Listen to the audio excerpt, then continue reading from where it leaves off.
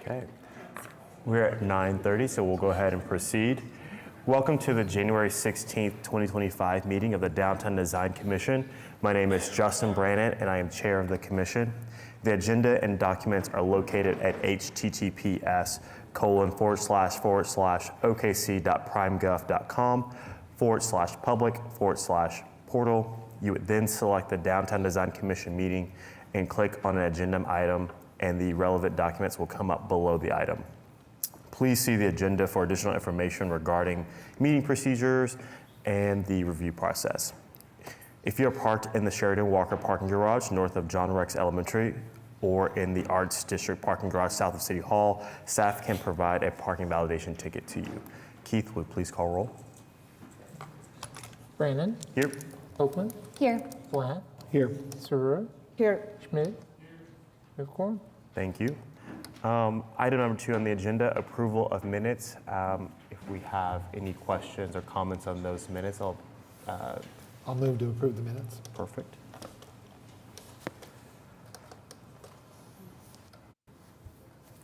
You have a second? Sorry, the mic wasn't working. Copeland second. Perfect.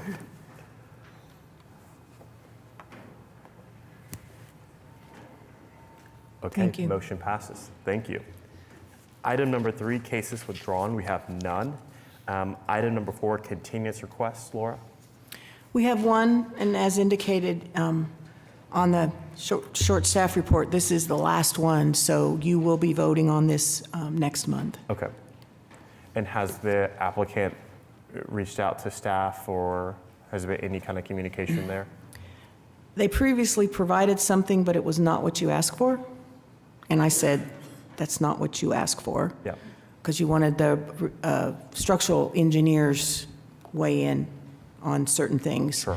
And so yesterday, they attempted to send me something which I could not open for today's meeting, and I said, no, you're going to be continued, and it's too late, and I can't open it, so I don't know Sure. what it is yet. Hopefully, it's what you asked for. Okay. Okay. Sounds great. Any other comments? Okay.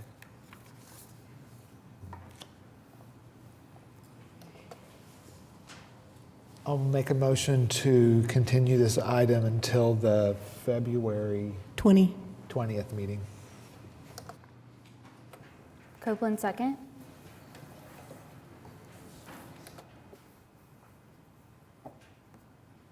Okay. Motion passes. Thank you.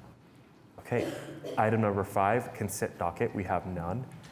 Okay, and that leads us to item number 6, case for individual consideration. So we have DTCA-24-00088 at 200 North Walker Avenue. Good morning, Laura Griggs, Planning Department. And I will start, there we go, thank you. It's interesting, I thought of this as I was walking in. We all came in this entrance today, so you definitely know where this project is located.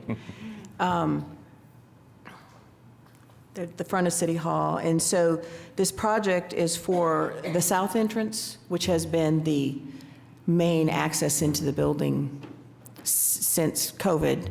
The ramp that's there is not fully compatible with all requirements. And the city was trying to also do a more secure entrance because, you know, right now we kind of have the temporary where the cadet sits when you first walk in the building.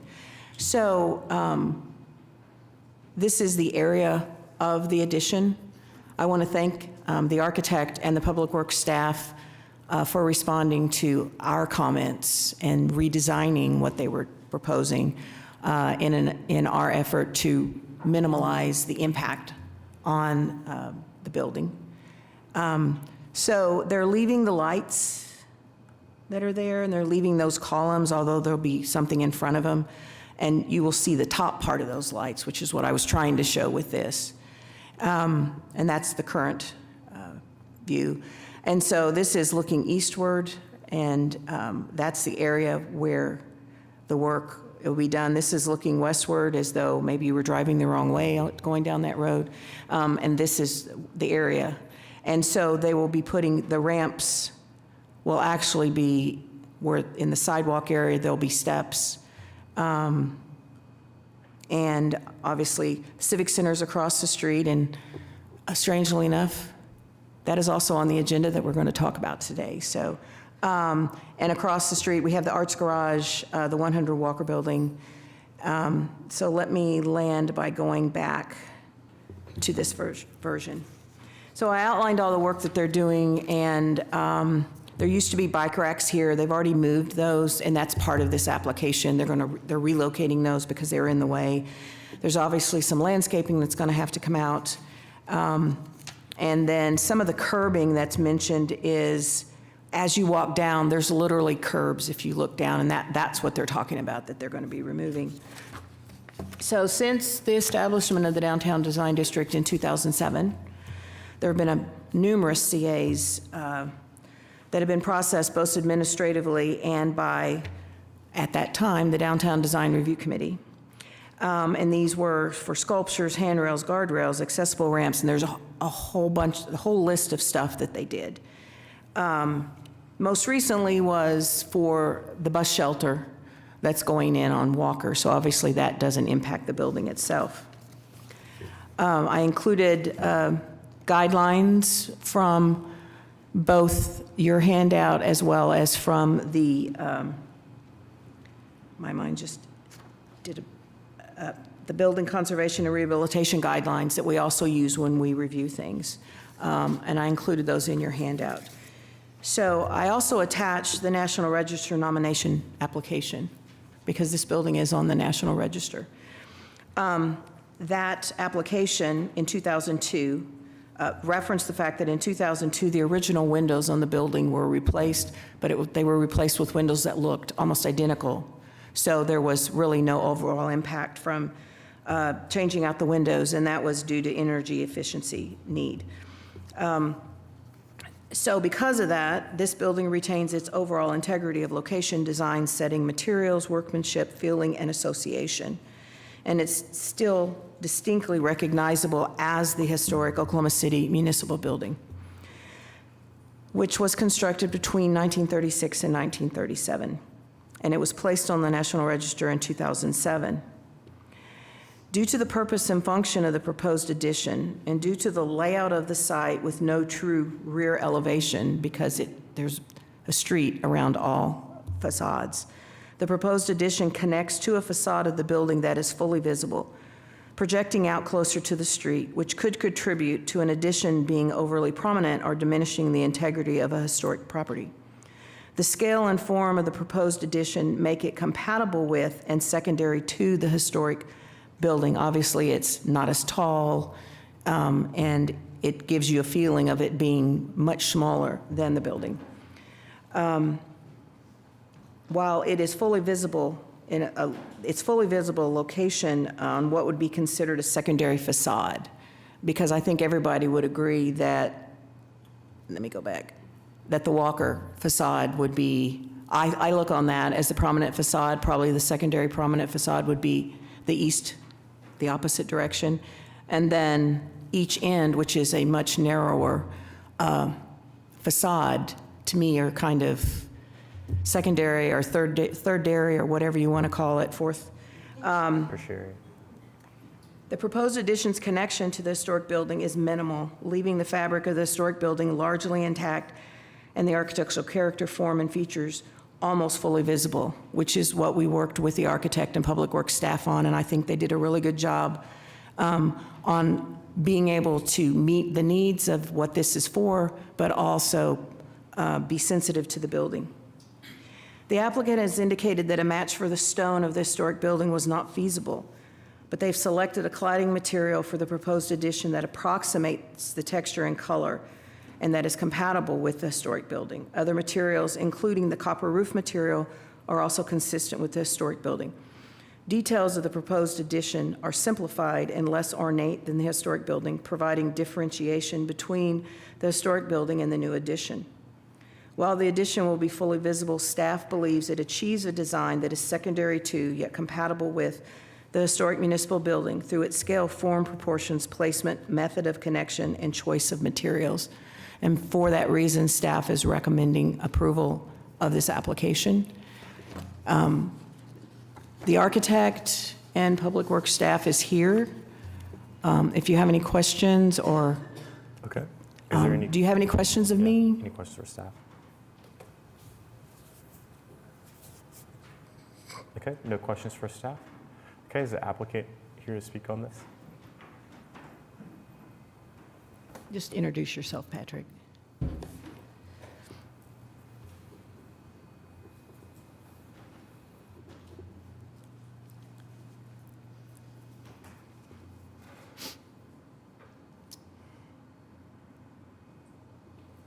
Patrick Schoenfeld, Studio Architecture. Okay, perfect. And is there a presentation or anything that you, No, we can't load thumb drives here. If you have specific questions, Katie can control and get to the application. okay. Okay, sure. He also has his laptop, but he can't plug his laptop into our stuff either, so. Okay. I can pull up the attachments for the application and share my screen and for any images you guys want to see. But you all also have that on all of your screens. Right, So right, okay. So do we have questions for the applicant? I do have one question. I am curious about drainage on the lower level, like the bottom of the step or the bottom level of the ramp. I didn't necessarily see an outlet or anything like that on the plans that we have today, but I assume that's been thought of and taken care I'm sorry, could you repeat the question? I didn't quite. of. Sure.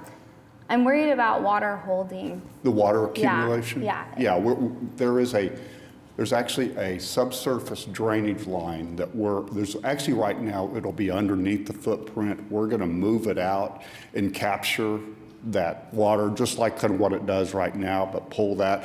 And right now we have a project, also a water intrusion project that's going on, that's getting ready to start here for some of the subgrade part of the building where the waterproofing has failed and delaminated away. So we're getting part of that. I'm going to tie all that in together. So, and we're going to upsize the drainage lines. Yeah, and I was going to mention that because Katie and I were involved last year, when they started talking about having to redo the drainage all around.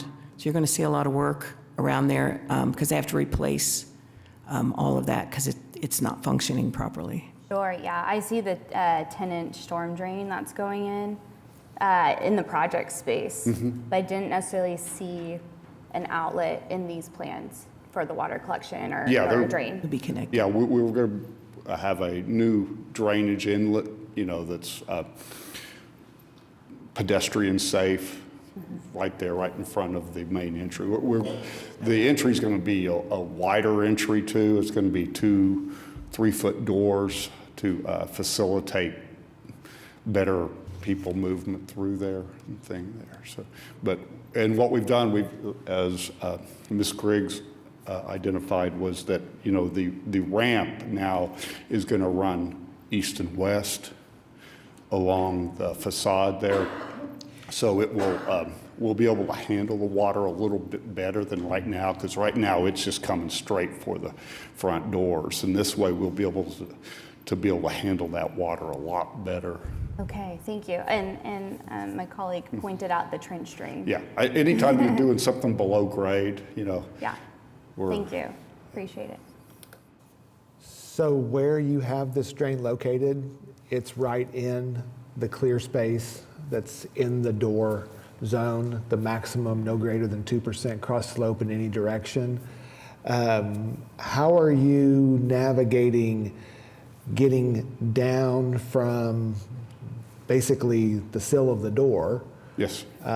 If any water was to rise while that is, it's going to be right in the doorway then. I mean, we will waterproof the whole perimeter of the foundation walls, and we're putting a sub-drainage system in and tying it into the rest of that sub-drainage. But I'm just saying, so it's so close to the door, it's within probably a foot of the sill, which means the most that you're going to be down is 1/4 of an inch.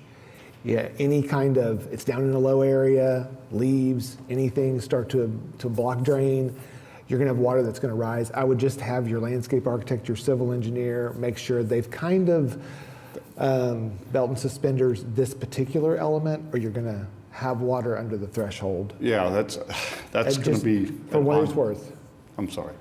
yeah. Go ahead. I do have a secondary question, and it's outside of my area of expertise, so I might lean on some of my commission members. You've got some significant, like very stately trees that are on this property, and not knowing how you're going to designate where contractors can or cannot be in your construction documents, do you have some zones where you said nothing happens in this area? And if not, could that get incorporated in to some of those trees that are bigger and close to the construction site? Well, they do make a reference to some of those, because I remembered seeing that where they had a note on some of the plans, like the overall site plan, and they like cross-hatched a tree, and I'm like, well, that's weird, what is that? But then there's a note, existing tree to remain, provide protection, Oh. talks about the fencing around them and everything, so I think they might address that, your concern on that? Yeah, it does. Yeah, thank you Okay. then. Well And- done. Good job. And we are trying to preserve all the major trees around there, but as part of the water intrusion project, a lot of that is going to have to be, we're providing new landscape material as part of that. And that's what I've been working with Scott Copeland with the Parks Department in selection of some of those plant material. Yes. To kind of tag on to that, there are a couple existing trees at the project site that are not shown in the hatch. There's 1, 2, 3, 4 of them, actually. Okay. I think, and I understand why, it's probably because that's where the new drain's going in. It's falling under the tree canopy. So how we would normally address that is we would still have the protection around the tree until the time it is here to install the drain or do the excavation for the drain, Yes. and then reinstall the fence after the fact. That way, at least through the duration of the time there's no construction under the tree canopy, we are preserving it and keeping it healthy.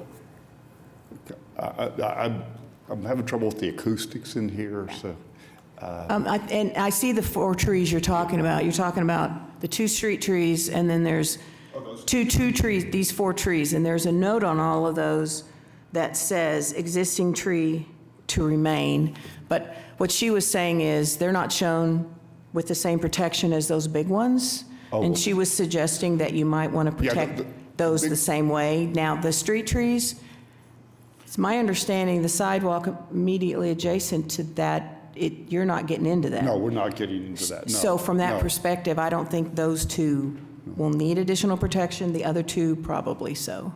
Yeah, it is also just for protection of like when contractors are on site, they're not laying their heavy equipment under the tree, or, their porta potty doesn't end up there and fall over. Yes. And the chemicals ruin the tree.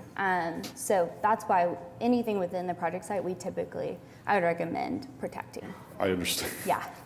Yeah, and we have identified, especially the major trees, the 2 that bookend each side of the building. Those we're putting snow fencing around and putting around the drip line of those trees to make sure. And we are putting significant language into our contract that Perfect. those are to be protected at all processes. Now, Scott, with the Parks Department, Mr. Copeland, he actually has found somebody that can help preserve the root system as we're doing so. So we're going to try to preserve more of the more significant trees around here, and I'm sure we can probably. Wonderful news. Yeah. Scott's a great resource, so I totally trust that. No, we know how important those are Yes. to this Thank complex you. here. Appreciate it. And we will, my office is just 3 blocks up the road, so we will keep this is a little really important project to us to pull this out, and I'll be here all the time to make sure that, and we will express that to the successful general contractor and things. So, we know that's important. Okay, thank you. Is there any other questions for our applicant? Did I miss a interim during construction accessible entrance temporary strategy?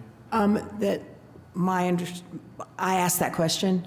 They're going to use the north entrance and they'll have to put in a temporary ramp Okay. because there are stairs at that one. Okay. But I mean, that's deliveries, that's access, total access into the building. Yeah. Since you can't, well, they're not ADA, but you can't get in to the east or west doors. You can get out all of them, but yes, that's a good question. Okay. Any other questions for the applicant? One last question. Is there a timeline for this project? Well, it's going to move really rapidly. Mayor Holt has told us, once we get our certificate of authority from you guys, that I've got my engineers on standby and we're going to start finalizing our documents. So hopefully in a couple of months, we'll have this ready for permitting and for bidding purposes. So I know Mayor Holt would like to have this done as rapidly as possible. Okay, thank you. Thank you. Is there anyone else in the gallery that wants to speak on this item?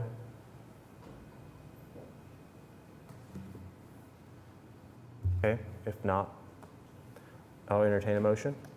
I'll move to approve the application on the basis that the project complies with the regulations and guidelines of the Downtown Design District zoning ordinance as referenced in section C and D of the staff report. Sarur, the second.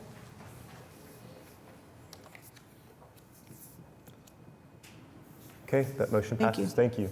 Thank you very much, Board. Okay, next we have DTCA-24-00092 at 59 North Robinson Avenue. Good morning, Laura Griggs again, Planning Department. I'm going to run through these pictures first, and I think some of you might not have been on the commission in 2015.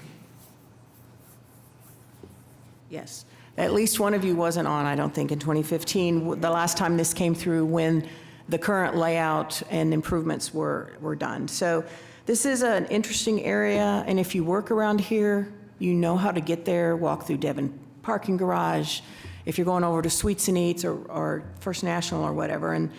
And so it's kind of a nice area for pedestrians to be able to walk through. So Main Street in this area was vacated, and I'm standing on Robinson looking west where Main Street would have gone. And part of the Devon buildings are on Main Street. So from this view, what I wanted to say is there are these three large rocks are remaining, and that's the fountain if you're familiar with that area. And this proposed project is basically east of there. And so this is, I'm standing on the sidewalk looking toward that grouping of three that I just referenced that are remaining, looking across this site. And so the proposal is going in this area that you're seeing in front of that. And I'm standing at approximately the western end of what's going in, looking east. And so you will see there's two, I don't know if you call them rocks or eggs, they kind of look like eggs, but the two half ones, those are proposed to come out, as well as the berming. And so I'm looking south down the sidewalk there, and all of this is going to the right, and that's one of the half eggs that would be removed. And I'm at the other end looking north, just kind of to give you perspective of where this is. And so it's adjacent to the corporate towers on the north. Those are the three, and that's actually a fountain, and that's remaining. And then you have Robinson Plaza that is on the south. And then you have across the street, and you can kind of see off To the left of that, you're getting into First National that's on the other side of the alley. And then you can actually see the Bank First Tower over there. So, and then this is across Robinson to the southeast. And this is where Channel 9 Studios, you had some projects that came through from that recently in the last couple of years. So I'm going to go back to the layout. So this site, the location of the proposed sculpture was historically the site of Katz Drugstore. Prior to urban renewal, Main Street continued in a typical grid fashion from Hudson to Robinson, and Katz Drugstore set at the southwest corner of the intersection of Main and Robinson. 1958, Clara Luper and her students staged the first of their famous sit-ins, peacefully requesting service at a whites-only lunch counter. The sit-in continued for 3 days, eventually resulting in the integration of the business. Clara Luper and her students, the NAACP Youth Council, and other civil rights advocates would go on to stage dozens more peaceful sit-ins throughout Oklahoma City, successfully integrating over 175 businesses by the time the Civil Rights Act of 1964 mandated integration of public places. Even after the law was passed, Oklahoma City's civil rights movement, with Clara Luper at its helm, continued to march, protest, and advocate for fair treatment and desegregation in many other arenas, such as fair housing. Katz Drugstore, the starting place for the Oklahoma City civil rights movement, was demolished, and the surrounding blocks were transformed as part of the urban renewal in the 60s and 70s. So I already referenced that currently there is a plaza that got approved back in previously by this commission. You can actually go all the way, if you know how to do it, you can get all the way up to Park in this, because it's kind of has fingers, and we've got some murals that are painted on some of the buildings along the way. So the intended use, the project includes a composition of multiple life-size sculptures recreating the Katz lunch counter scene, as well as angled walls containing storytelling panels. When looking at this and looking at our regulations and guidelines, we did not see any issues that we needed to bring up for discussion. And so therefore, staff is recommending approval of this request. And I know we have the applicant and other parties involved in this project here to speak, answer questions. But do you have any questions for staff? I don't have any questions. You won't have any questions for staff? So Katie, can you get into the application, please? So, did you have somebody that wanted?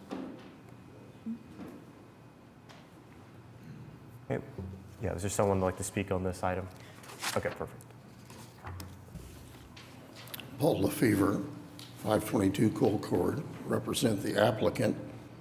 The applicant and property owner here is the Oklahoma City Urban Renewal Authority. The developer is the Clara Luper Statuary Plaza Foundation. We have two of the board members here, John Kennedy and Lee Cooper. We also have the architect, Colin Fleck. We have a representative of Urban Renewal, Olin Cook.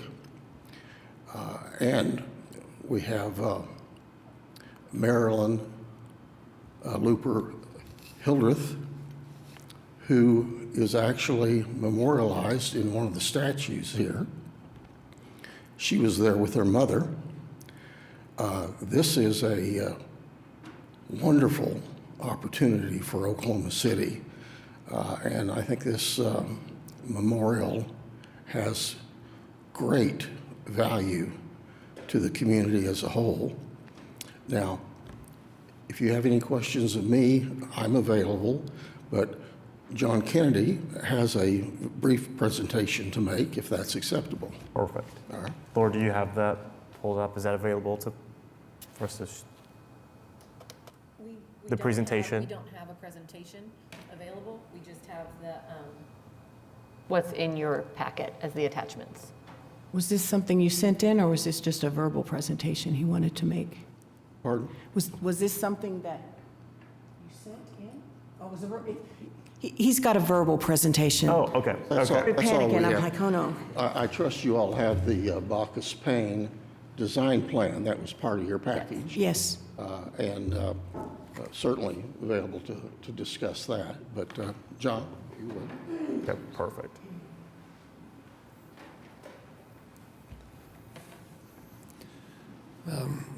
Thank you so much for inviting us here today and for your service to Oklahoma City.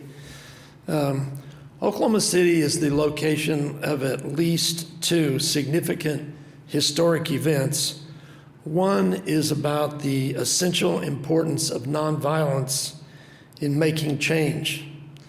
The other is about the horror of violence and the failure of violence to effect change. In the summer of 1958, on Robinson Avenue at Main Street, a group of 13 children, including Clara Luper, along with Clara Luper, walked into Cat's Drug and started the sit-in movement in America. They were hugely successful. In fact, the Greensboro sit-ins in 1960 were patterned after the Oklahoma City sit-ins. In 1995, on the same street, Robinson Avenue, just 5 blocks north of Main, was the Homegrown Terrorist Act, which horrifically killed 168 children, women, and men. It was designed to bring down our government. What it actually did was bring our country together as only Oklahomans could have imagined. Carrie Watkins is here today. She is the founding executive director and president. It's amazing that these two things happened on the street and are so different, and the outcomes were so different. They're two historic events, two national stories on the same street. Only one until now has been appropriately memorialized. In August of 2018, on the 60th anniversary of the Cat sit-in, there was an effort to remember the sit-in events with a gathering. The organizers worked hard to raise $1,500 to print posters to spread the word about this event. We just hadn't really embraced the story up until then. It became clear that we must tell this story in a meaningful way. Mayor David Holt appointed Reverend Lee Cooper and me to create a committee to design, to privately raise funds, to gain important approvals, and to develop a plaza to tell this story through public art. Half of our committee is actually here today. The committee includes Marilyn Luper Hildreth, who, as a 10-year-old, actually thought of this. This was her idea, a 10-year-old in the backyard at a meeting at their house. Joyce Jackson, a great television reporter from Channel 5. Joyce was also one of the sit-inners who promised her mother that she would not be arrested, and she was. Joyce Henderson is on the committee, who's been principal of nearly every high school in Oklahoma City. Steve Lackmeyer is here, who was that person trying hard to raise the $1,500. David Rainbolt is here, who almost single-handedly raised is one of our members. He almost single-handedly raised the $3.6 million to build this plaza. Leonard Benton is on the committee, Sam Presti, Bill Lance, Misty Doney Frank, the architect Colin Fleck from Bacchus Payne, Reverend Lee Cooper, and me. The committee has worked together for 6 years. We come to you today to ask for your approval for the Clara Looper Sit-In Plaza on the site where it happened. If you've read Boomtown, Sam Anderson wrote a little vignette about Main Street, and he said, "For the life of me, I can't believe a city would close Main Street." So Marilyn and I met with him and Pastor Cooper in New York, and we said, it looks like this is why we closed Main Street. I'd just like to say, too, that we started this design process by contacting a former astronaut, Ed Dwight from Denver, 90 years old, spent the first half of his life being an astronaut, and he has so far spent the last half of his life being one of the preeminent sculptors in America. He was featured in the New York Times and also in a very recent documentary as the person initially chosen to be the first astronaut on the moon. Mr. Dwight, an African American, we contacted him about being the sculptor for this project. And he said, "You can't tell by looking at me, but I'm 85, and I cannot do 15 life-size sculptures at this point." But he directed us to Studio Ice in Brooklyn and suggested that they would be the primary sculptors. The most recent works by Studio Ice include the figure of President Kennedy in the new plaza at the Kennedy Center in DC, the 20 figures in the new Texas State $1 billion project to commemorate the Alamo, and the Obama Library project. They also willingly collaborated with local artist LaQuincy Reed on Ms. Looper's sculpture. The Sit-In Plaza Committee decided in the very beginning that we would ensure the historical accuracy of this important plaza. The committee, the 12 that I named, the committee is a group of people who love each other and love this project. Ms. Looper Hildreth will speak in a moment, but I'm happy to answer any of your questions, and I thank you for your consideration. Thank you. First, can you state your name for us and for the public? Oh, I'm John Kennedy. I was the past chair of the Oklahoma City National Memorial. I've worked with Carrie for forever. Okay. Yeah, thank you. Yeah, thank you. No problem. All right, and I'll sign in before I leave. Okay, perfect. Thanks. Yeah. Just, house order.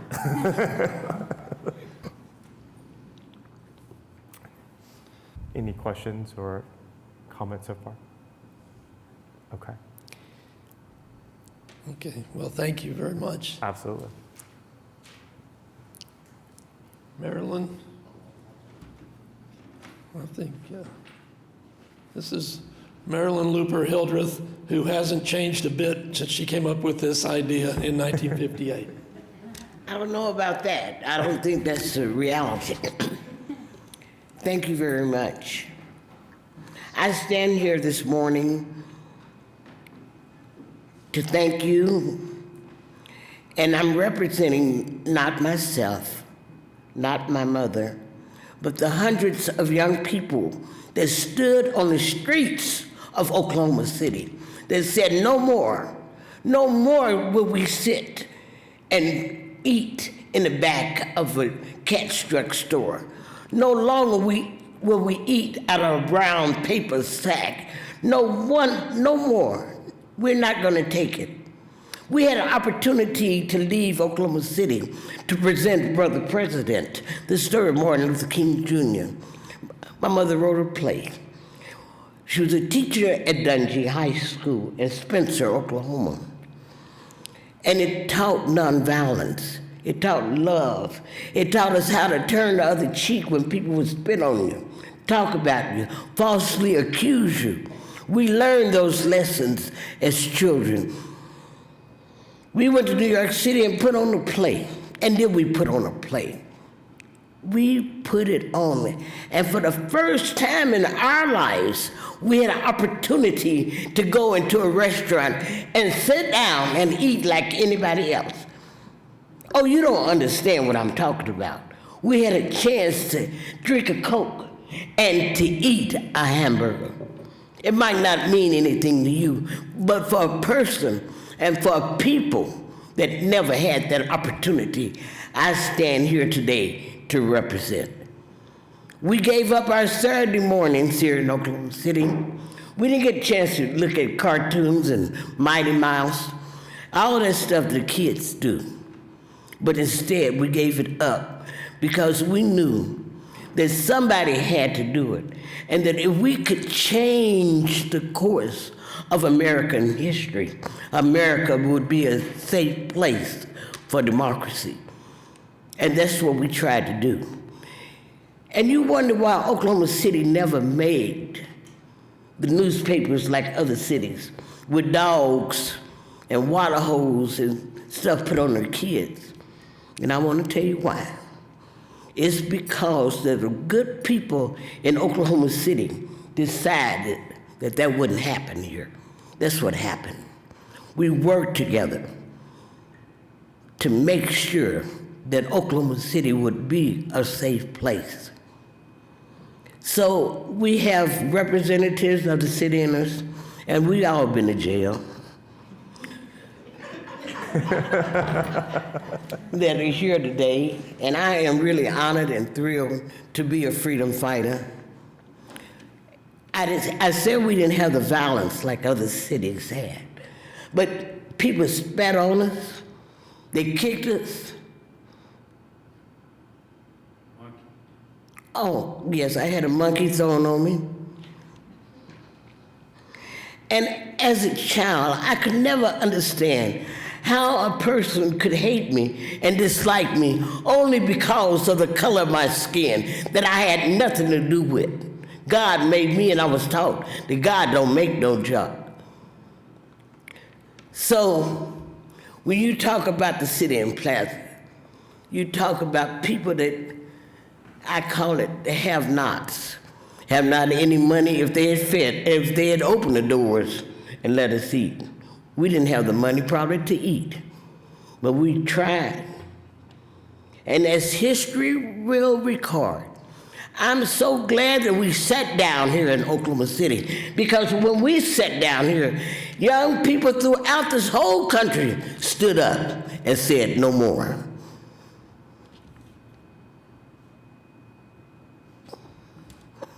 You want to ask me something?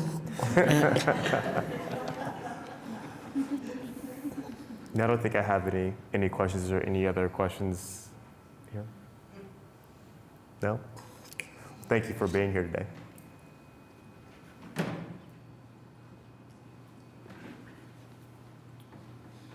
Is there anything else that we can be helpful with today? Sure. Do we have any questions for the applicant? No? Thank you. Yeah, absolutely.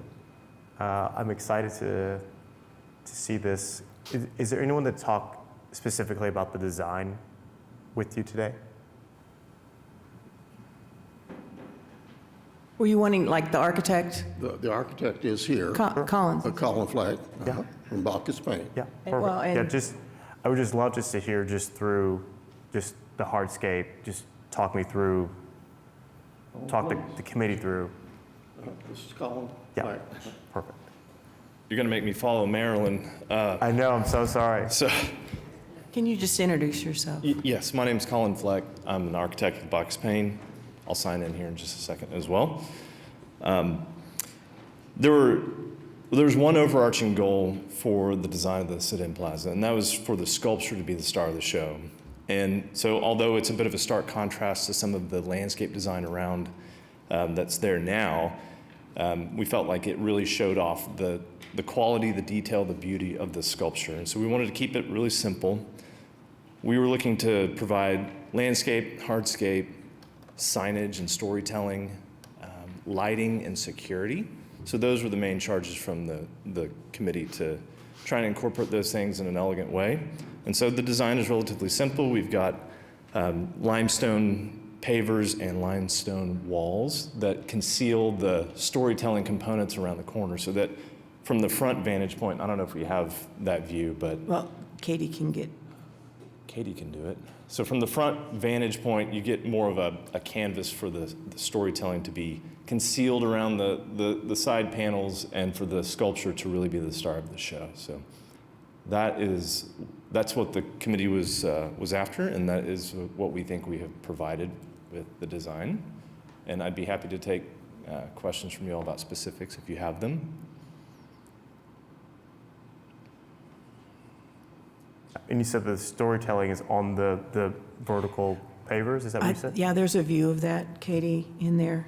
Well, you can see them there. Right there at the top. So I just want to say, on our presentation, everything is sideways, and so it's just difficult for us If to. you look up, look at the. Yeah, I'm sorry, I will try to do better, and if they're sideways, I'll try to ask Keith, how the heck do I turn them and get them to stay that way? okay, perfect, yeah, because it's difficult to see that on our screen sideways, so I just want to make sure I'm kind of getting the full picture here. So there's 6 total panels that you see. They're in dark bronze. They'll be internally illuminated, ranging in topics from history, about Claire Luper herself, about the original Sin Inners, the foundation and the development of it. And we see these as sort of separate chapters that folks can meander through the plaza and go from panel to understand the history of what occurred there. But again, trying to keep them out of the frame of the view from the front so that the sculpture is the star of the show. When you drive by, when you walk by, when buses full of kids come show up, you don't see it from the front. Yeah. Okay. Any questions, any comments? No? Yeah. Well, I think this is long overdue. This site is obviously beyond special. And so I think with that, I'm entertaining a motion. Oh, our computers Oh, are sorry, frozen. one thing. Is there anyone from the gallery that wants to speak on this item? Anyone else in the gallery? I think there is one person. Okay. Thank you. Thank you, Katie. Caught me. Good morning. Morning. Delano, I'm with Transit Services. First off, want to say thank you, all the parties who have lobbied, advocated for this. Personally, want to extend a thank you for this. I do have 2 questions. It's 2 parts. The first one, just the projected start date for this project and guess the expected duration. And the second part is in terms of the proximity to the streetcar tracks and egress, ingress. Do we foresee any possible disruptions to service during the life of this project? Yeah, sure. Can In you the please print your name on the list, please? What I will say is, I think, based on a discussion we had, they're only going to require 1 building permit, right? And because of the location of the streetcar, they would be triggered for the permitting aspect to make sure that they've reviewed it. Sure. I'm thinking that what might need to happen is somebody on this side, if somebody has a business card, exchange and a phone call to get those details worked out, if that's okay with you. Yeah, that's great. That would probably be, in that way, you can get the information that you need. Yes. Okay, yes, and I believe, if I'm not mistaken, we got an email that said, please add this person to your list that gets the agendas, and I believe this is the young man that got added, so we might start seeing him more often now. Perfect. All right, thank you. Okay, thank you. Appreciate it.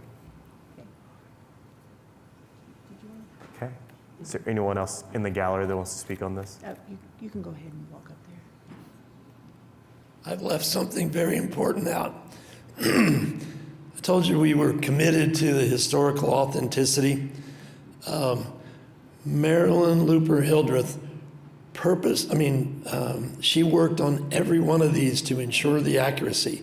In fact, I don't think Studio Ice started a morning without talking to Marilyn. So she had pictures. She was, of course, there. These are all her friends, and of the 13 original sit-inners, 11 are still alive today, and all are still making contributions to the community. One last thing I forgot to point out. When you do sculptures outside, we learned that typically or often they are what they call heroic size. They're larger than life. These are intentionally life size because we want the children that come see these to know that people their size can make a difference. So I'm sorry I left those two things. And I think there's a view that shows there's going to be at least one empty stool at the lunch counter, which would allow, well, it's behind the ponytail, but there is a stool right there, which would allow kids to climb up on the stool and sit with them Yeah. at the lunch counter. Okay. Thank you, Laura. And that is one of the questions I ask about the size, because normally I think it's 125%. I think it's a quarter larger than life. So if you go to Land Run Monument, those are that scale, which is really kind of overpowering to a person, but these were people size. Thank you. Do I entertain a motion? If there's nothing else? Sure. I do want to say one quick thing. Normally, I would have been like, oh no, some trees are being removed. But I see the love in this room and heard the world change that has occurred on this site. And I think the story there is a lot more powerful than the 6 trees that we're losing. We're replacing it with something beautiful and a piece of history that should be told. So I want to say thank you for your stories today. I'm very moved. So with that, you might have to do it. I'm going to cry. I'm sorry. I'm going to move to approve the application on the basis that the project complies with the regulations and guidelines of the Downtown Design District zoning ordinance as referenced in section C and D of the staff report.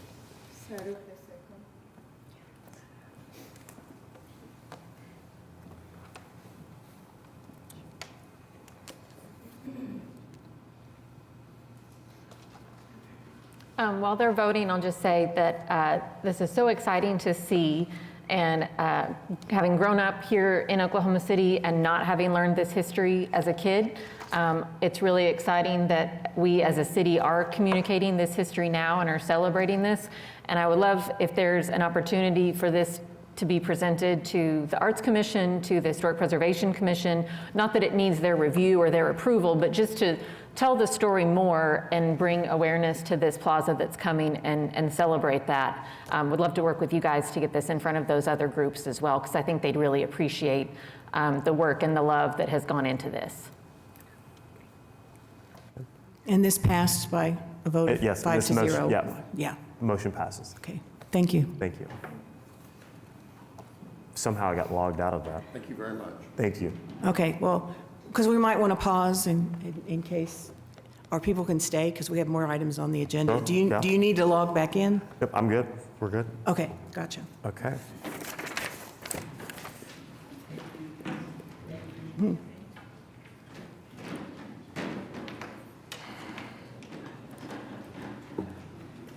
There's clinics.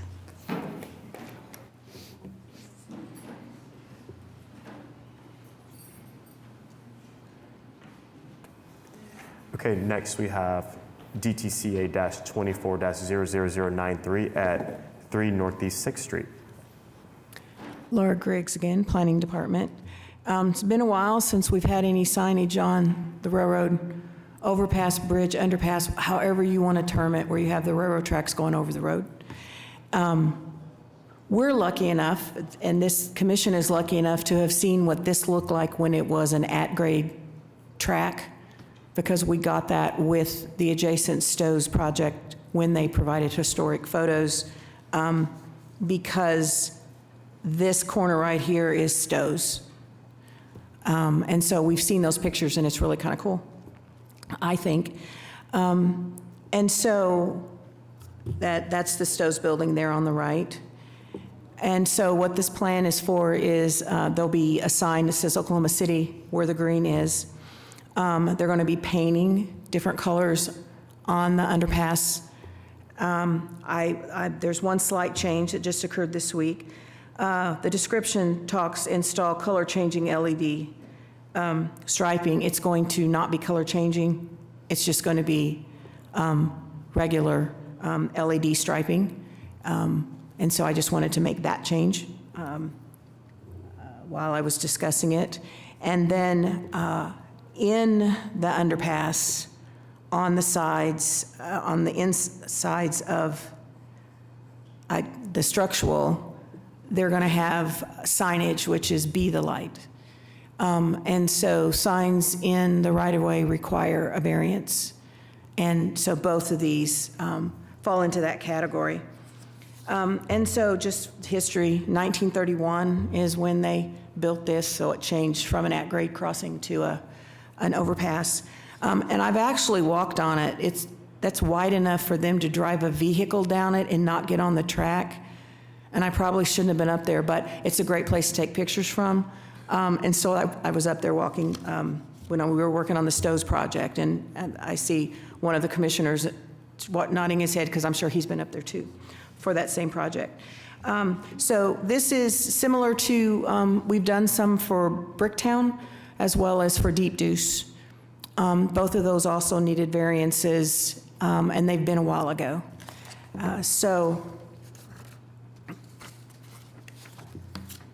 Probably the most different thing about this one is there currently is not an actual lease agreement with the railroad. The railroad won't give them a lease until they get the city approval.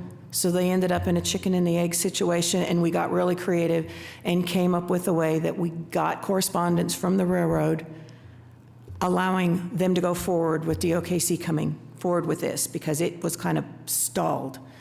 And we needed it to move forward because there is a date coming up, and this has got to be there for that date. So what I've included in my discussion under considerations, because of the fact that it does need a variance, is one of the things is the right-of-way is actually 6th Street. Well, there's two right-of-ways. There's the railroad and then there's the street. And so from the standpoint of 6th Street, that is technically why they need a variance for that. So this project, and I got this information from the letter that was provided from the Memorial Foundation that was in your packet.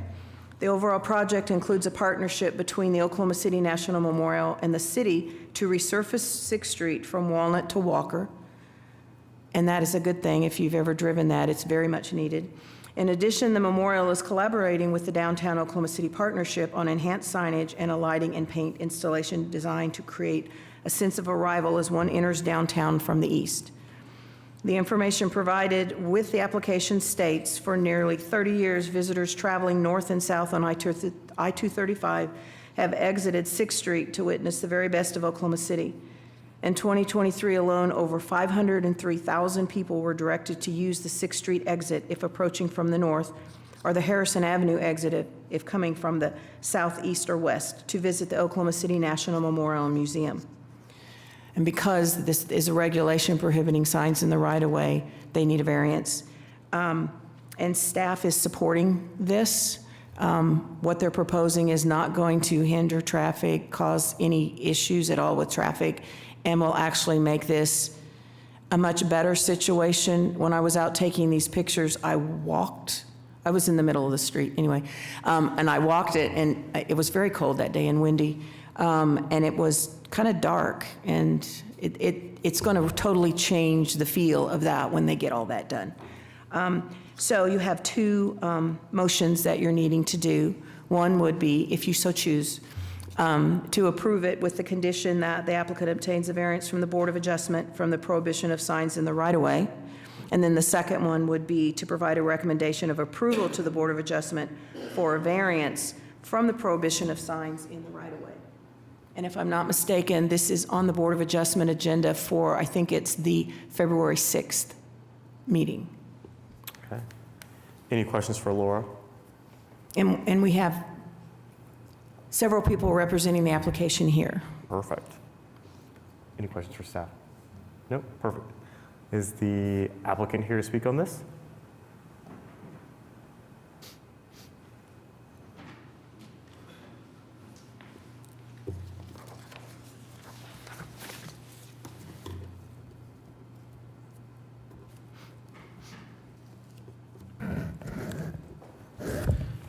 Hello, my name is Cameron Gleason. I'm with GNS Sign Services, and I'm the contractor that is in charge of for this project.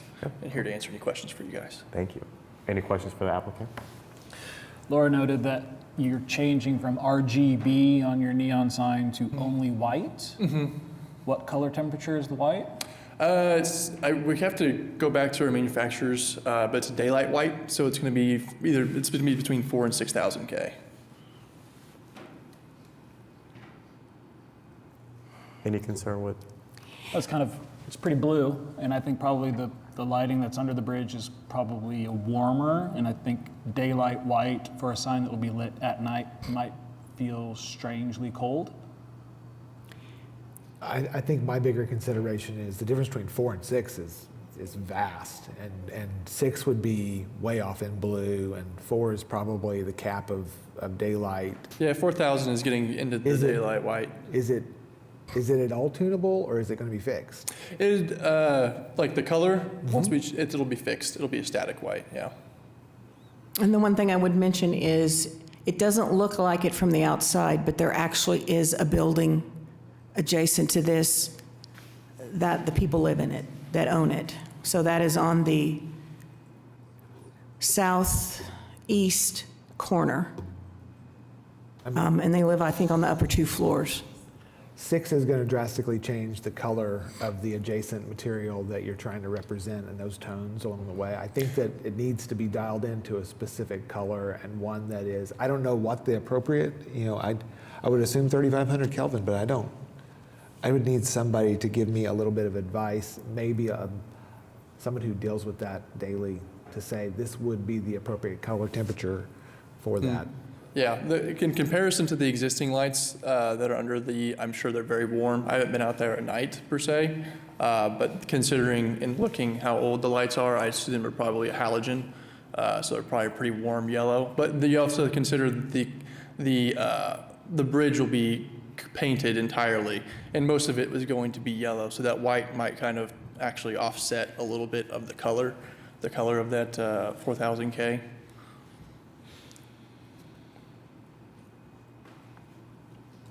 I feel like it needs to be resolved. It needs. There is an opportunity to go to a lower Kelvin. We were considering between 4,000 and 6,000 K. Not 6. Yeah, I know the building to the east of this bridge, the exterior lighting is 27K, because it's an industrial character building that is of the 1920s, 1930s. And I know the residential building to the south is also quite warm, so 6 is like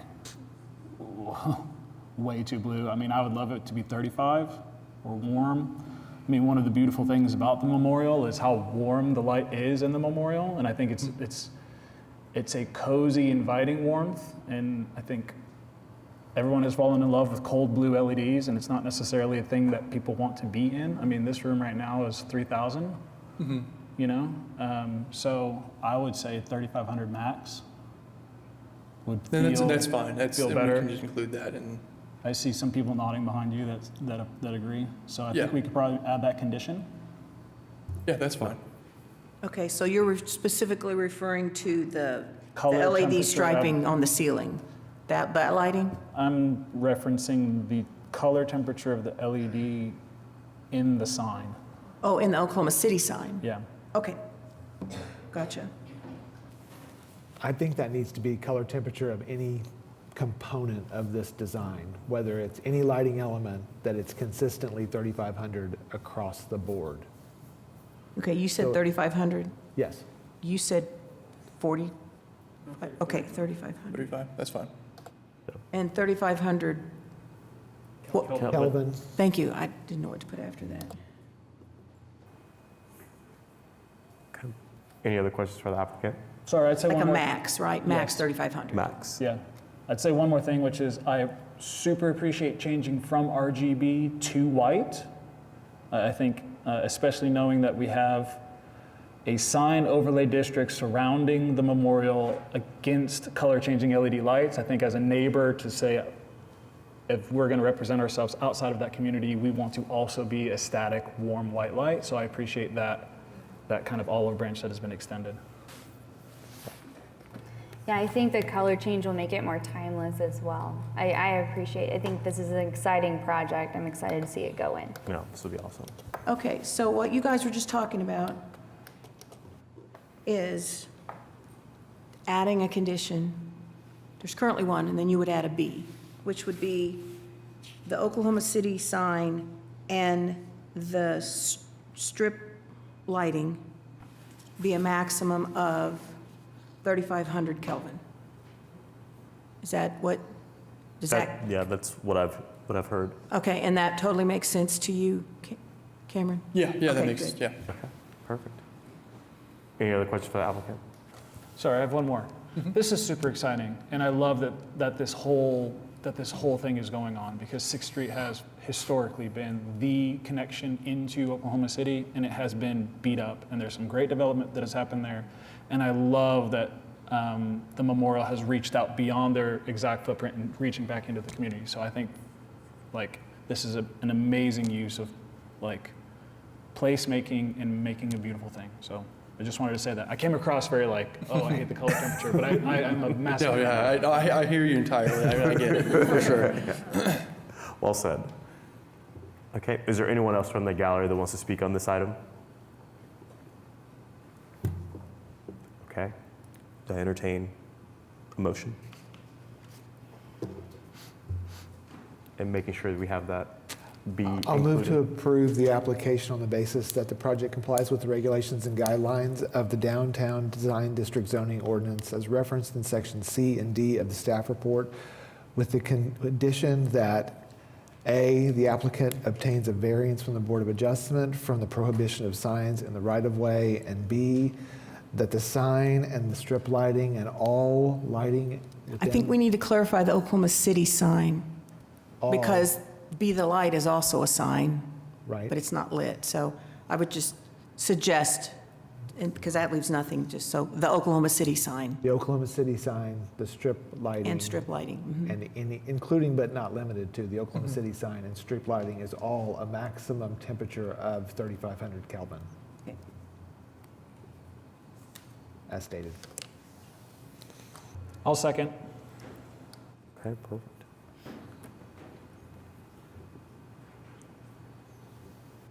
Okay, motion passes.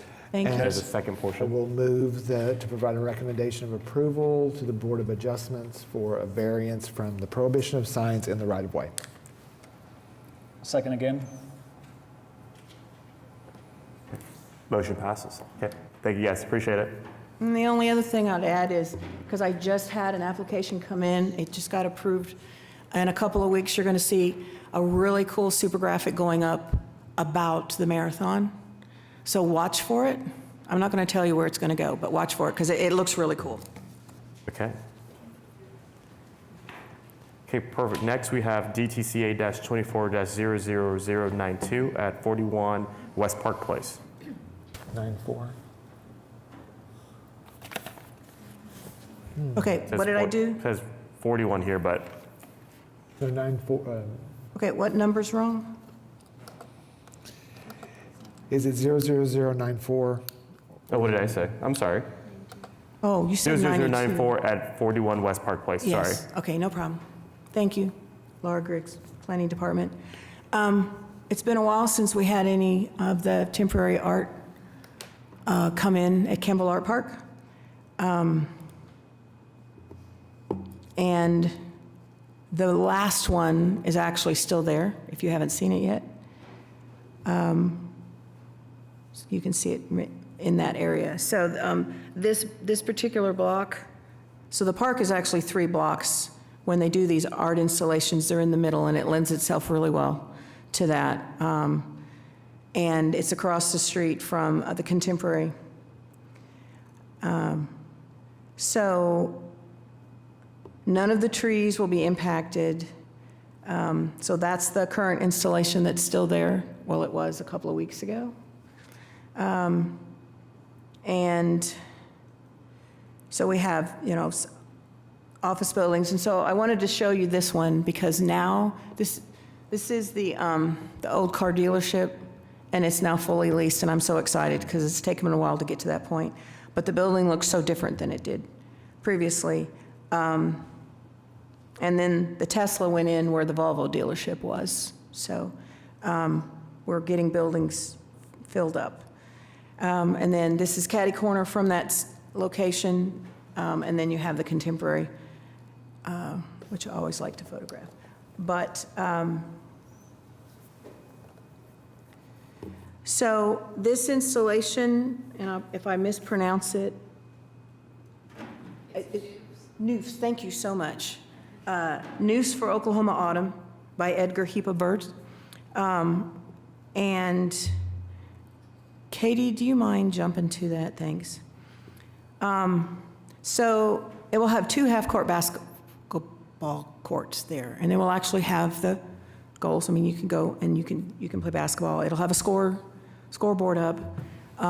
They are paving for these, and that paving will be removed when they finish it. So we haven't really seen an installation like this there. We've had some interactive, but this is interactive to a totally different level. I included information about all the different art we've had there, and we've had a wide range of things going back to 2014. And I also included information about this installation and the artist, which, if I recognize, I'm trying to think.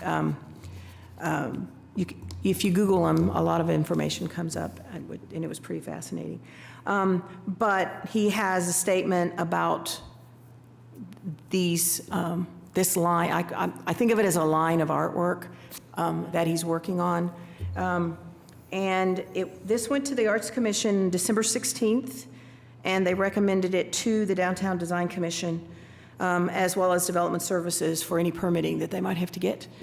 It will have a mesh netting around it to hopefully keep the basketballs from going out in the road.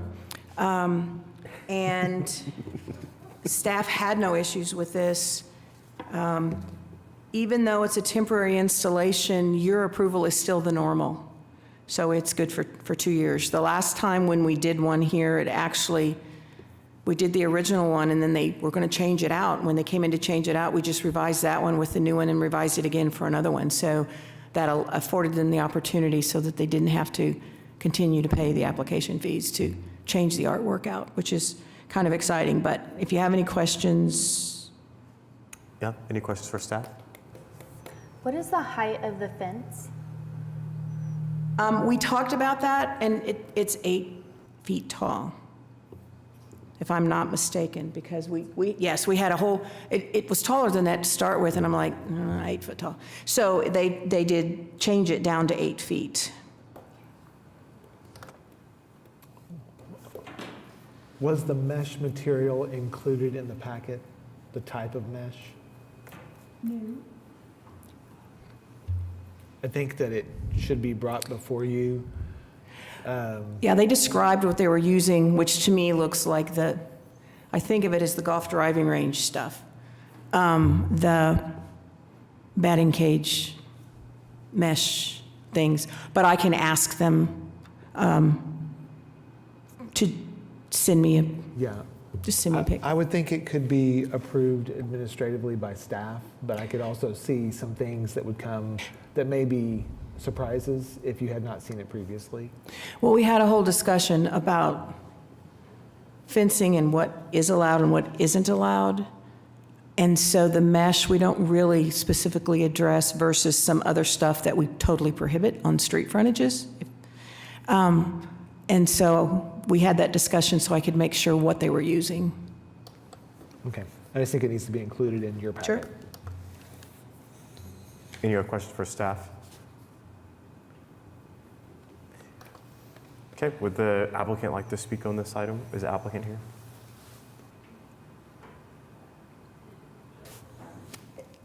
If you don't have anything that you want to add, then you're welcome to just sit, and then if Okay. the commission has They're here to questions. answer questions if you have any questions. Have any questions for the applicant? No? Okay, perfect. Yeah, I think my general comment is that I cannot wait to see this site activated again. I think today has been a great day of artwork and signage, and so we're going to continue that. So if not, I'll entertain a motion. Or I guess if there, Sure. yeah, if there's anyone else in the gallery that wants to speak on this item, sorry. There's like no one-sided. Okay, I'll make a motion. We approve the application on the basis that the project complies with the regulations and guidelines of the Downtown Design District zoning ordinance as referenced in section C of the staff report. And were we going to add Anything about the, I mean, I will do it, I've got it written down, but. Oh, that- with the condition that the fencing material is indicated and approved by staff. Okay. And I'll second.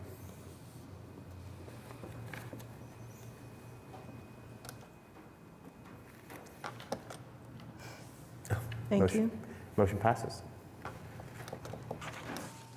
That's fun. I don't think we've had an interactive art. Thank you. Okay. Next, we'll have DTCA-24-00095 at 201 North Walker Avenue. Hello again, still Laura here at the microphone.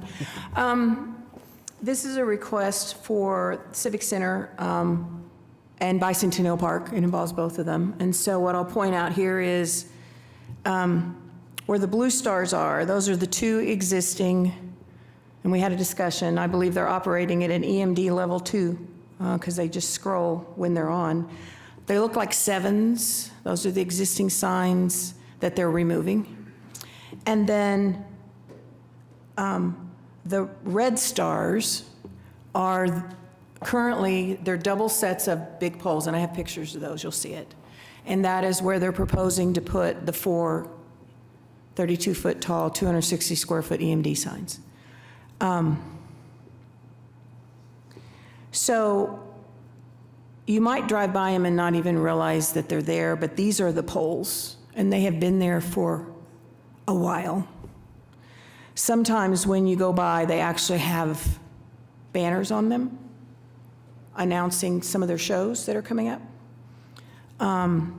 And so this is Channing Square, which isn't technically a street, but it's like a drive that comes through there. But my story on that is I actually did see Carol Channing crossing that one day back in the 80s, so it is appropriately named. And this is just a view looking to the north. So you can see how they all are on the same side of that drive, between the drive and the Civic Center. Back in 2015, two of these were actually on the other side. And as part of Bicentennial Park, they moved them so that they all were on the same side. And so in this view, you can actually see, this is the most recently what it got involved with at the Civic Center was this addition there at the Little Theater, which is completed now. And so these are the 2 7 signs that they're taking down. They were described to me as a T-square, and I can see that too. And those are out at Walker. And you might not realize they're there because they're not, I don't even know if they're on some, but not very often, so they're not working very well. And so this is a view. Here's Walker with that, one of the new the existing signs. And you can see back here is where 2 of the proposed ones are going to go. So they're quite a distance away from Walker when I go through here. And this is looking at the Civic Center, and you can see they're there. They're kind of behind the trees, but they are there. And then we have some low-rise office buildings around it. We do have some apartments that are visible through parking lots. And so that's on the north. And then this is the location, most recently you guys had the Police Association parking garage. That's this site. And that is the old Holiday Inn that's being converted into apartments. So those are visible. We then have a couple of living quarters, I will call them apartments, in a couple of the buildings that are up here on the right, closer to Walker. So in this building here that recently gave itself a facelift and changed the material, and it turned out really well, as well as in this building here. There is someone a couple that live up there. So let me go back, and then we do have a presentation from the applicant. But let me jump back into this. So as I indicated in the staff report, the poles are already in place, and so they're not asking to actually put the poles in. They're going to be building custom EMD signs that are going to be put in there. And so there are several variances that they will need. And I'll discuss that when we get to those regulations, because there is a discrepancy in two, and I will explain all of that. So,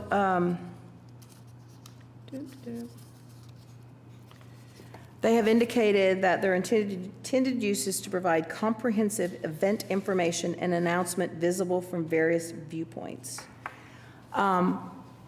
When they originally came in and got approved for those 7 signs, the operator at that time, because there's now a different entity operating the Civic Center, the operator at the time when they got those approved also operated, I think, Rose State College. And so they were going to advertise events at Rose State College. So they had to get a variance for the non-accessory sign component of the sign regulations, because they were going to be advertising things that weren't taking place there. However, in discussions with the staff that I was working with from the Civic Center, it was made clear to me that what they're proposing to advertise is just things that are taking place at the Civic Center. So the previous Board of Adjustment, which was back in 2012, and I included all of this in the staff report, included the following. Most properties in DBD do not have as much street frontage as Bicentennial Park. This length, 285 feet, allows the use of 2 signs without visually cluttering the site. So this is specifically about those 7 signs, but there's information about the type of EMD, which I thought was very interesting. Bicentennial Park is located adjacent to the Civic Center Music Hall. In its role as a performing arts theater, the Civic Center has need for changeable message centers to inform the public of events hosted there. Most commercial locations would not have a park at their front door. Placement of those 2 7-shaped signs within the park has been done to maximize public space while achieving optimal sight lines to the content of the signs. The park has been designed to capitalize on 2 signs. By placing a sign at each corner, the important visual connection between the Civic Center and City Hall is uninterrupted, as is the open space in the park that has been provided for public use. The signs can be placed at the corner with the appropriate proportions and setbacks aligned for the best view. Based on input from the City of Oklahoma City Traffic Management Division at that time, the placement of the signs in close proximity to a traffic signal would not create a public safety issue because the signs will not interrupt signal operation. Furthermore, the content publicized on the signs is not full motion video. So full motion video is EMD level 3, and therefore would not be considered distracting to drivers. But as I indicated also in the staff report, subsequent to that approval as an EMD 1 sign, city staff at the time did an administrative revision and changed that to EMD level 3. Those 2 signs never operated as EMD level 3. They were scrolling, so they were EMD level 2. So there are several things in the sign regs that this does not comply with. The new sign code has a section for EMD signs and has a section for pole signs. These are considered pole signs. Each of those has their own table. One of the tables says EMD level 3 is allowed. The other table says EMD level 3 is not allowed. We know that we got to dig into that, and I think the reason for that is if you look at the other zoning districts that are included in that column from both of those tables, they're not the same. So I think somebody wasn't paying attention to what got lumped in with something. Since this needed more variances than just that, I didn't see the need for us to end up with some type of legal interpretation or whatever, but we know we have to go back in and fix it. Previously in the sign code, EMD level 3 was allowed. The last time you had one,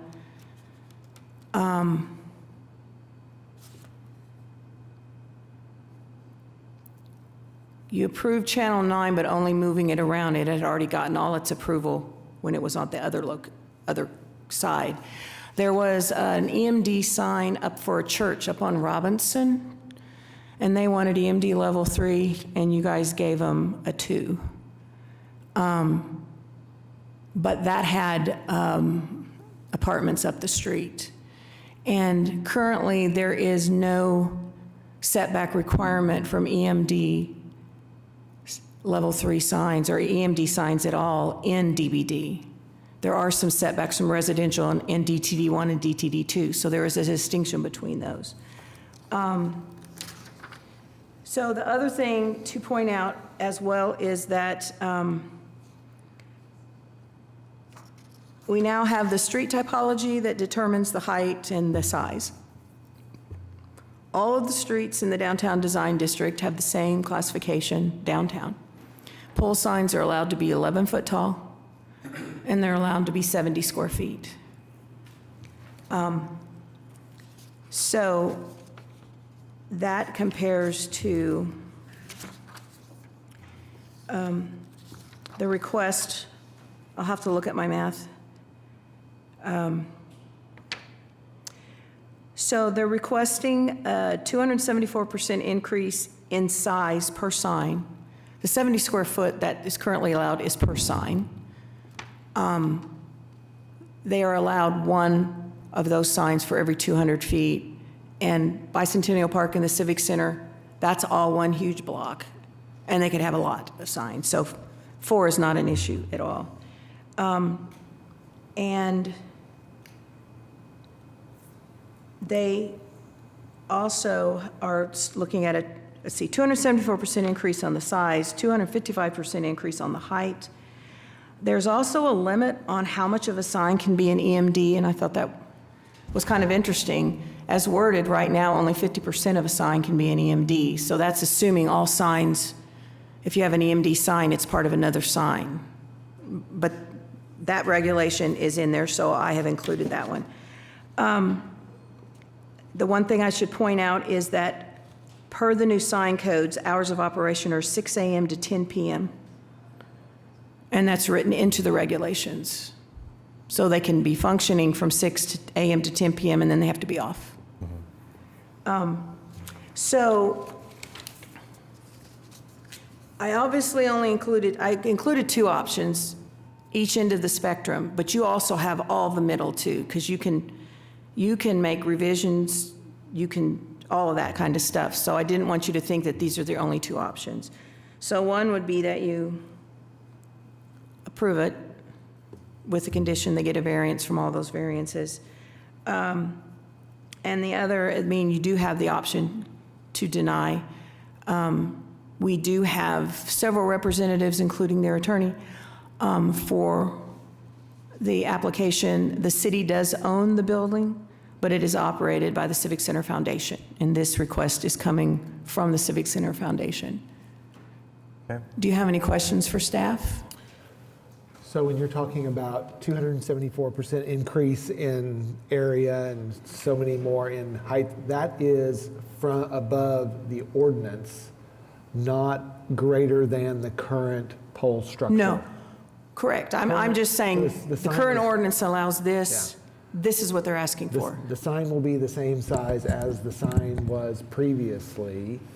Oh, as far as when they put banners When and they put a stuff over banner them, up, yes. It's approximately the same size, plus or minus X. Yes, and approval for those signs were in the Bicentennial Park CA. I don't know what they were based on, because they're not, super graphics have to be attached to a building, and these aren't attached, but it was approved, and they clearly had a CA for that. And then the other question is, does the ordinance address lumen output?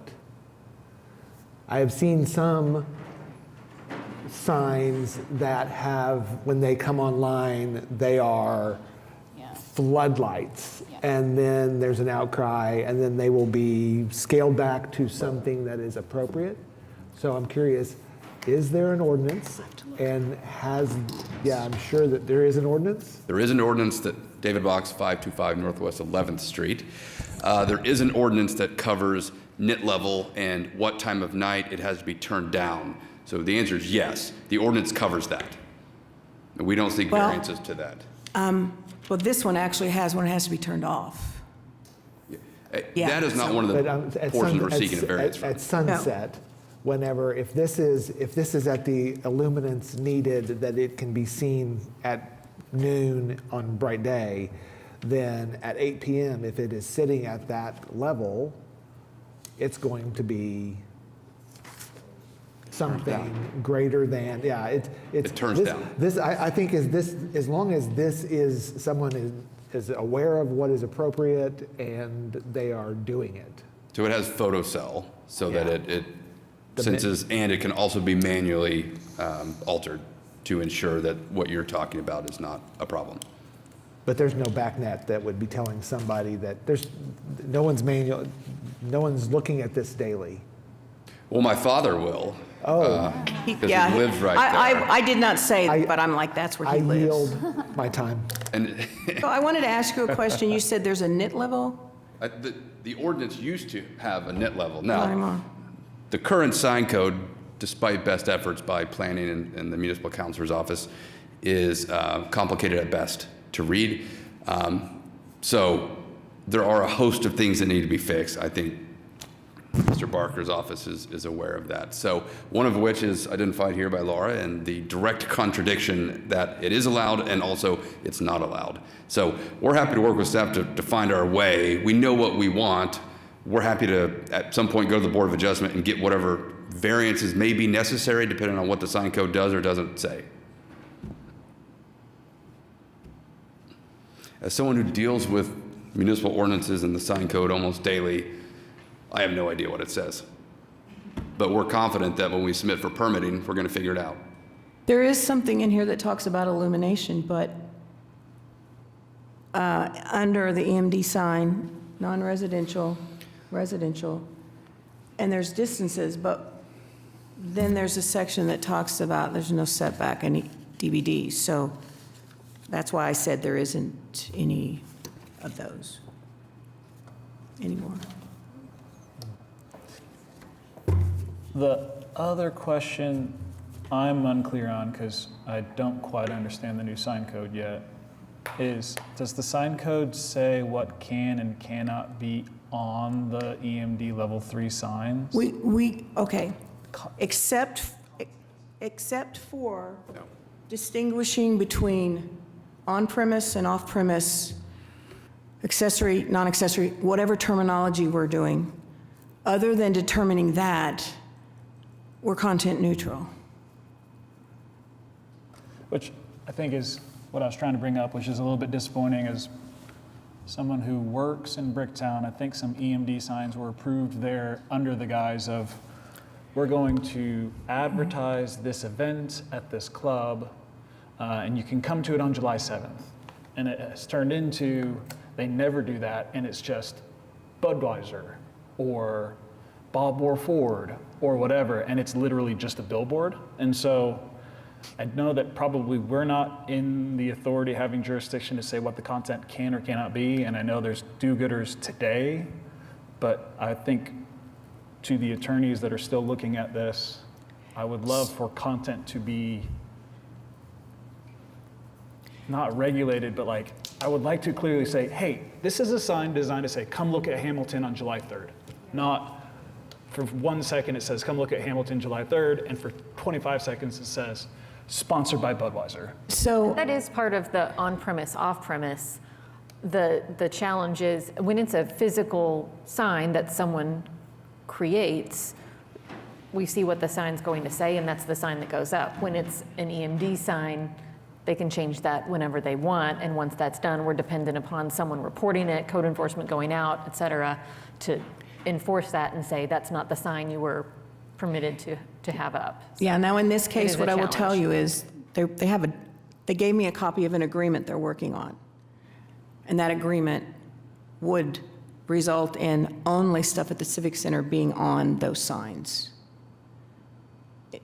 So it wasn't in your packet because that's not really part of what you guys are looking at, but it was one of the questions I asked them because I was trying to figure out, well, they're going to need a variance for the whole off-premise, on-premise type thing. So It's a complicated question because of the way that the Constitution handles the content of free speech.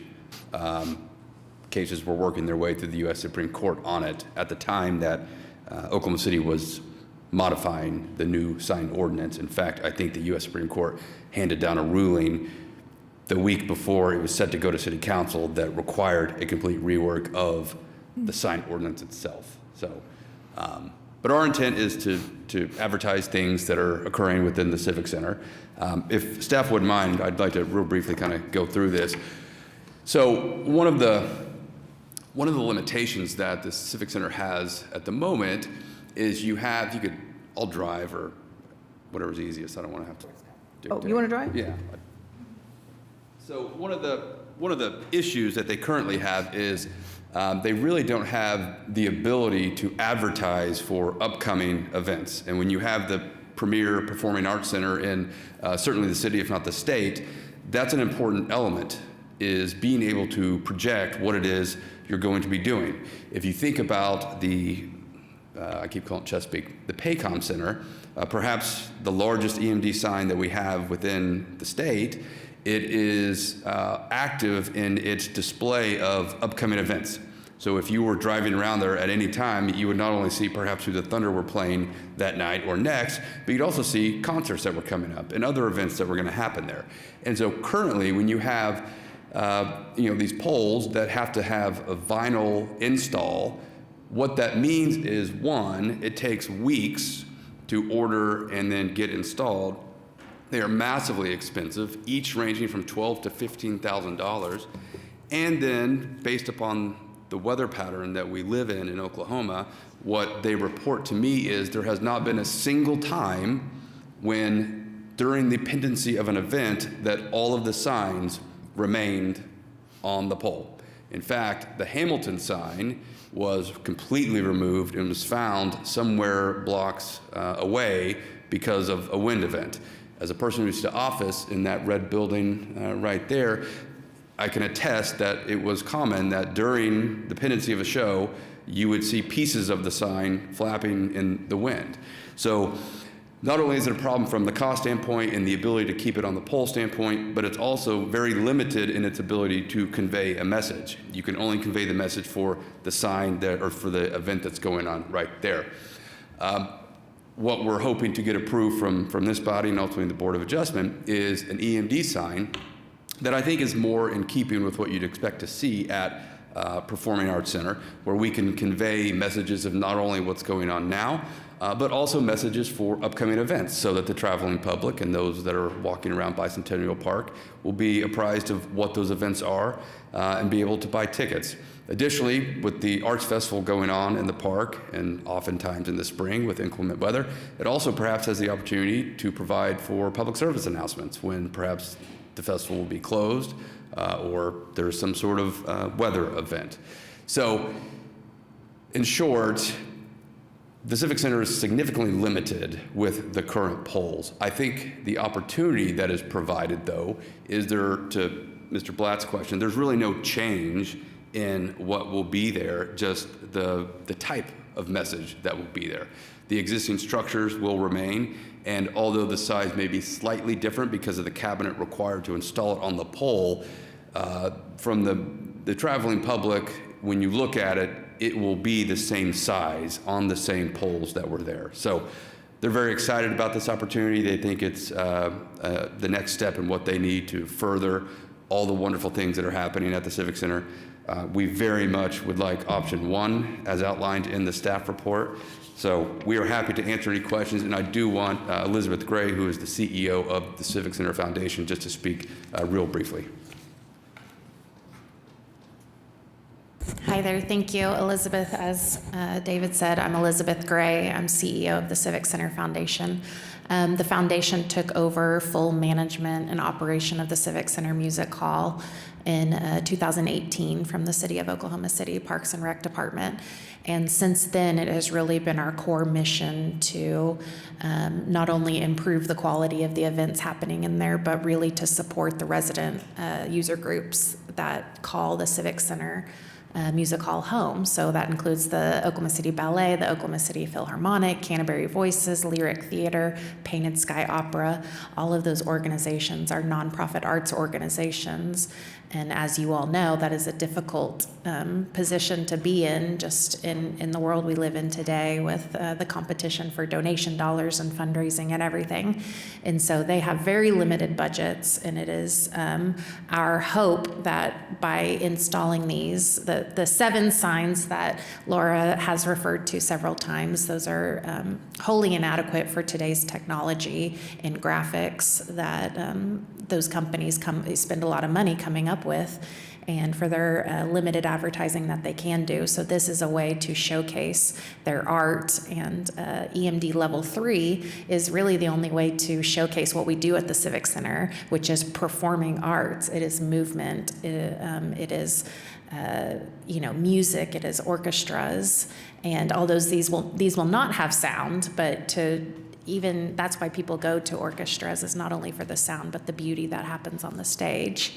And, as I'm sitting here through today's meeting, I'm really seeing a consistent theme in today's DDRC, which is making history, telling a story, taking something that may not be as aesthetically pleasing today and making it more beautiful. And that's really what we want to do with these pylon poles that have been sitting there vacant for decades now. So thank you. If any questions for me? Okay, great. And sort of to your point, we do have somebody looking at them every single day. That is the wonderful Michaela Baker, who is our Assistant Director of Marketing Sales and a very talented graphic design artist.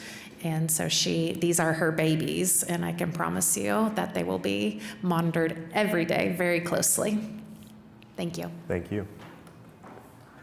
I think what I was trying to say earlier is I don't want to infringe on freedom of speech, because I know that as we represent a city that can't do that. I think I would say I would love if operationally the intent on this was to promote the amazing things you do there, not use it as a money grab to diversify income streams. Sure. So that's all I was trying to say is there's amazing things going on, advertise them.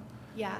As of right now, we do not have, and it is consistently going to be our plan not to sell that, particularly to outside companies or anything. It's going to be wholly used to showcase the amazing things that happen inside that building. And as Laura mentioned, the beautiful new Little Theater renovation that we have, we're really trying to churn up business and showcase the cultural events that are happening currently.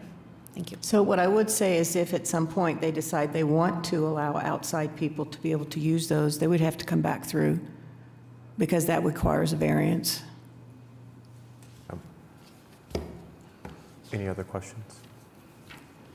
I have no other questions other than I think it's a brilliant use of the poles that are already there, and you're just making better use of what you have. So I know I probably came across as like the hard guy on this one, but I think it's actually great. So. And then Tony, and do you think that your questions was answered about the lighting? Okay, perfect. Okay. My dad in his retirement has taken up being an angry old man as to anything that happens on the park. My guess is he calls Elizabeth more than anyone else, so I have no doubt that he will monitor the ongoings of the signage. Any questions, comments? Is there anyone from the gallery who wants to speak on this? I finally got it. You ran them off. Great. Now entertain a motion. I'll move to approve the application on the basis that the project complies with the regulations and guidelines of the Downtown Design District zoning ordinances referenced in Section C and D of the staff report, with the condition that the applicant obtains variances from the Board of Adjustment from the prohibition of EMD Level 3 signs, pole sign maximum size and maximum height, and from the maximum 50% of a sign to be EMD. I'll second.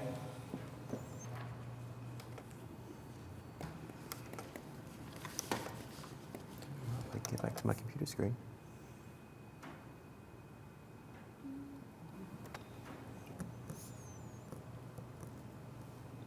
Okay, motion passes. Thank you. Okay, we have a second motion And now. I will move to provide a recommendation of the approval to the Board of Adjustment for a variance from the prohibition of EMD Level 3 signs, pole sign maximum size and maximum height, and from the maximum 50% of a sign to be EMD. I'll second.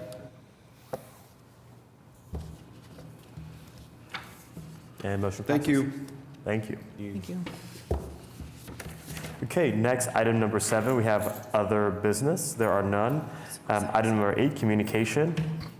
So we have several administrative approvals.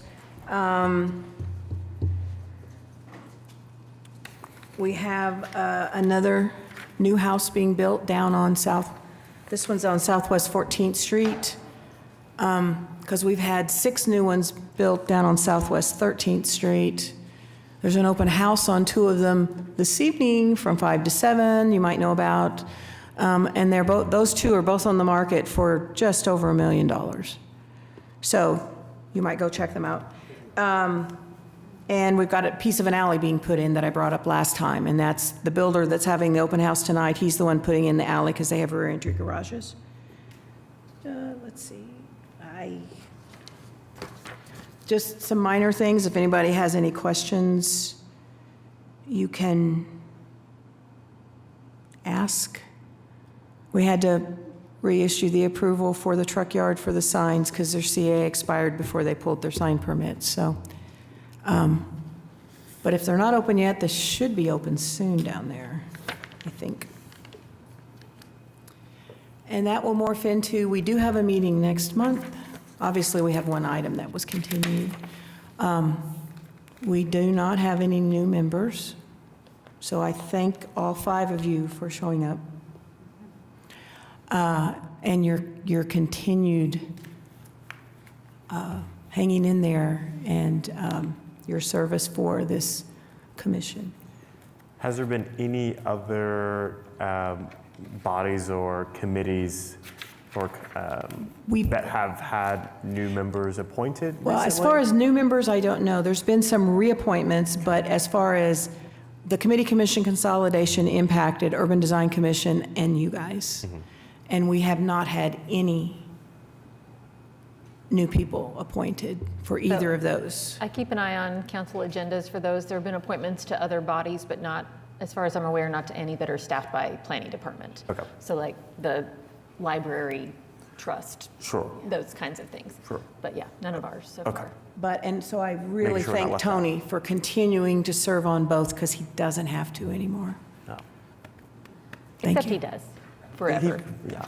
See, I had already told Michael he could have him on urban design so that when he turned out there, I could get him back here.